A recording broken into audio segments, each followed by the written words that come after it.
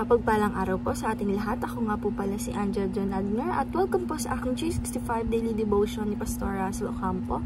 At para po ngayong araw ay January 20, 2025 at ang topic po natin ngayong araw ay atonement. Ano ang atonement at bakit mo dapat itong malaman? And scripture po natin ngayong araw ay Hebrews 9:22. Sabi po dito, "Indeed, under the law, almost everything is purified with blood, and without the shedding of blood, there is no forgiveness of sin."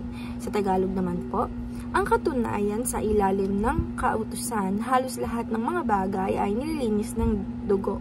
At kung walang pagdadanak ng dugo, ay walang kapatawaran ng mga kasalanan. And ang atonement daw po kasi ito po yung bagay na parang may mawawala sa na isang bagay sa iyo na dapat kailangan mo tong isakripisyo para yung kasalanan na gawa mo ay maging okay na to. Ganun, parang ganun po siya. And sabi po dito sa teaching natin, number 1, atonement unites God's love and justice. Sabi po dito, ang atonement po, ito po ay ang pagmamahal ng ating Panginoong Diyos at ang justice ng ating Panginoong Hesukristo. Dahil nga po, minahal tayo ng ating Panginoong Diyos at ang ating Panginoong Hesukristo dahil nga po niligtas niya tayo sa kasalanan at ang ating Panginoong Hesukristo po ay nagbigay po siya ng anak niya at ito po ay sinakripisyo niya para po sa atin dahil nga po mahal niya po tayo. And teaching number 2, atonement is penal substitution.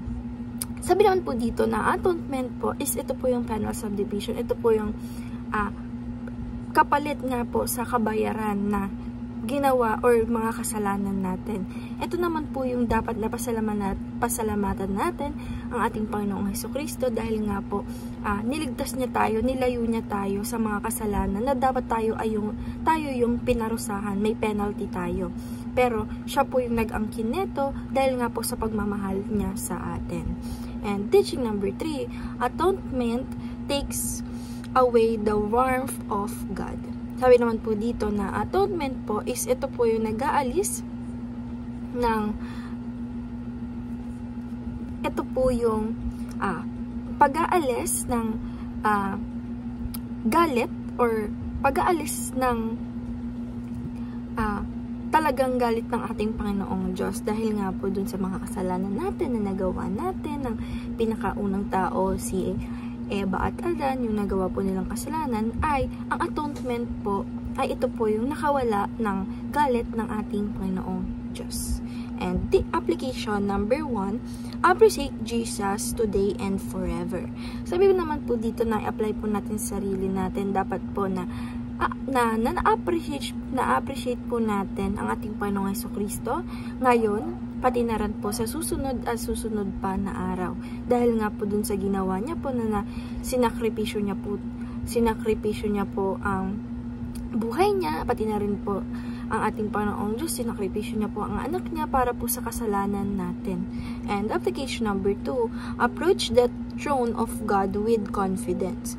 Sabi naman po dito na i-apply po natin sa sarili natin na pag po ikikwento natin yung throne of God is dapat po may confidence tayo dahil nga po ang ating Panginoong Diyos, siya po ang nagbigay ng anak niya para po ito ay ma-atonement para po sa mga kasalanan natin, ganyan po. And application, dapat po pinagmamalaki natin ang ating Panginoong Diyos, pati na rin po ang ating Panginoong Hesukristo.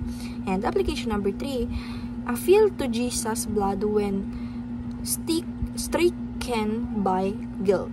Sabi naman po dito na i-apply po natin sa sarili natin. Sabi po dito na i-apply po natin sa sarili natin na pag nag-a-feel po sa atin si Jesus, ang ating Panginoong Hesukristo, yung blood niya po is nasa atin na po. And ito po ay nagbibigay ng guilt sa atin kung gagawa po tayo ng kasamaan, dapat na hindi na po natin gawin dahil nga po nagsakripisyo niya po siya para po mawala at matanggal ang ating mga kasalanan. And discussion, why is Christ's atonement central to our Christian faith?